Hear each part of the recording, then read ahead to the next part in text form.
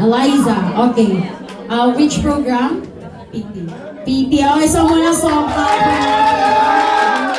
Okay, and you, what's your name? Carla. And which program? Nursing. Yes, sir. Mga nursing pips. Let's give a round of applause for Carla. Ayan. So, something with this. So, you were from Virginia. Saan bang Virginia? East Coast. Saan ang East Coast? Saan yan? Malapit sa UK. Mas malapit sa UK. So, what's up? Dito ka talaga lumaki? Kailan ka lang nandito? Ay, ito lang, recently. So, doon ka na lumaki.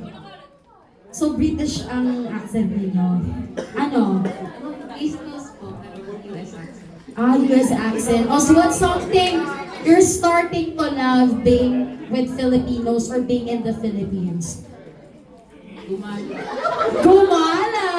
Kayo mga galaero, ha? Tinuturuan niyang gumala. Oh. Pero, in your family, Filipino family ka din. So, nagtatagalog kayo. Ay naman pala, nagtatagalog naman pala. Ayun naman. Kala ko naman sa sobrang. Kala ko papasok yung communicate doon. Pero okay, what's something you miss na ibang-iba doon sa country na galing ka na meron ngayon sa Pilipinas? Something you love? Wala pong traffic.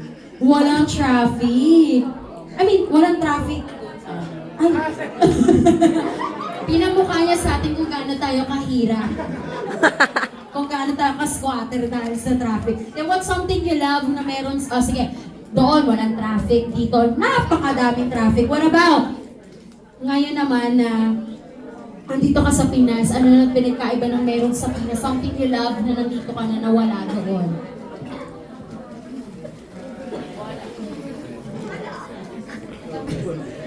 Yung closeness ng mga classmates. Oh, may closeness daw na classmates. Ay. Isang sopanchi muna for our, your PT peeps. Alright, thank you so much.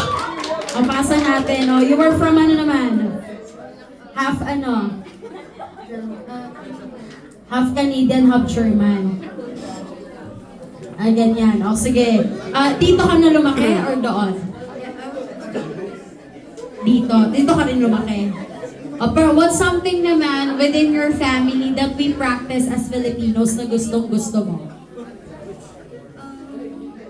Yung pakikisama po. Yung ties, family ties, and friend ties. Okay, thank you so much, baby girl. Sobrang ano niya, no? Demure niya. O, tignan mo siya. O. Perfect. Shy type, shy